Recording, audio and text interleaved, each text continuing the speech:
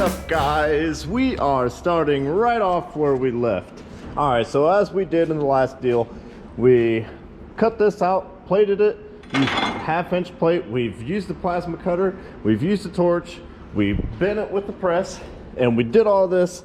So what I'm gonna do is probably make another plate to go on the inside. I want to make it an inch. If I have to, I'll weld some stuff together. But I really want this to be the strongest point of the frame, regardless of any other piece of this truck. So let's begin. Let's begin.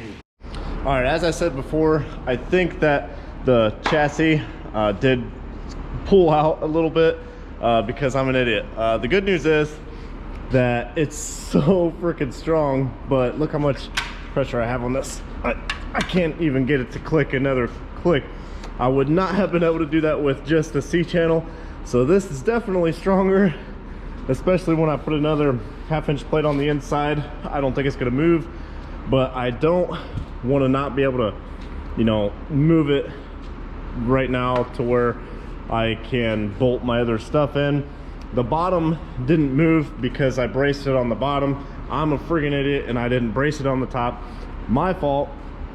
So what I'm gonna do now is I've ratcheted it in and I'm gonna see if I let it go, if it stays, kind of, and if it does, great. If it doesn't, I'm going to leave the strap on while I'm gonna leave the strap on while I weld in the other plates.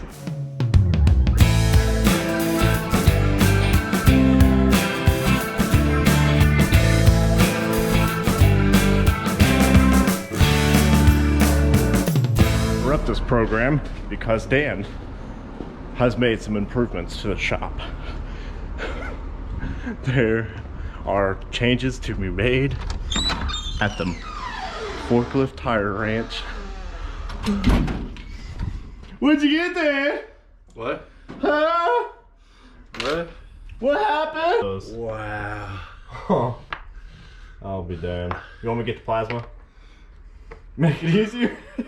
Cut and trim a little bit. Are you sweating putting this bitch together? Probably. Get to work and you're fucking back here fucking working on shit to fuck with.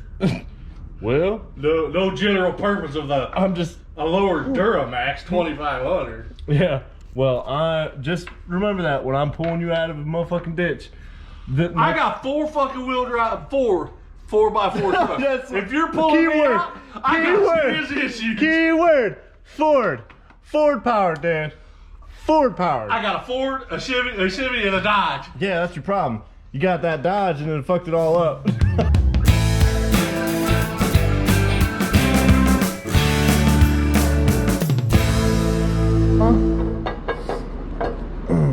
And then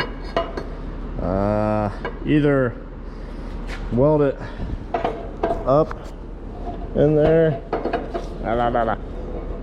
Either weld it up in there like a diff, or weld it down in here like this, which I would be losing half an inch. I don't really want to do that, so I'll probably weld it up in here like that, and then weld the ever living crap out of it on each side. And I'm going to come down with these plates on each side. What? What? Bye. See you in the morning. Boys and girls, ladies and gentlemen of all ages, we got the plates done. I took a little bit to do, but there they are. Yeah, once you run out of material, you got to deal with the scrap that you got.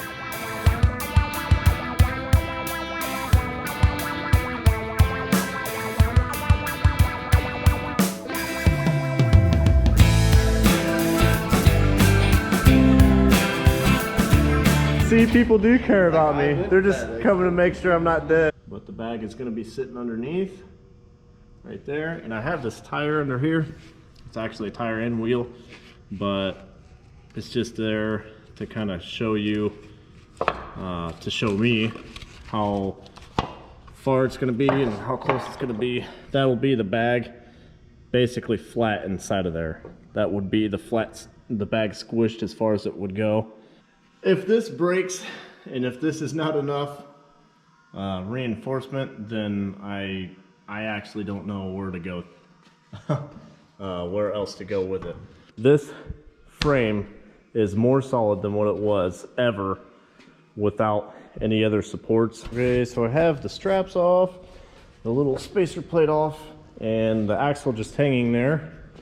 And you can see that the frame is tweaked just a skosh, I think.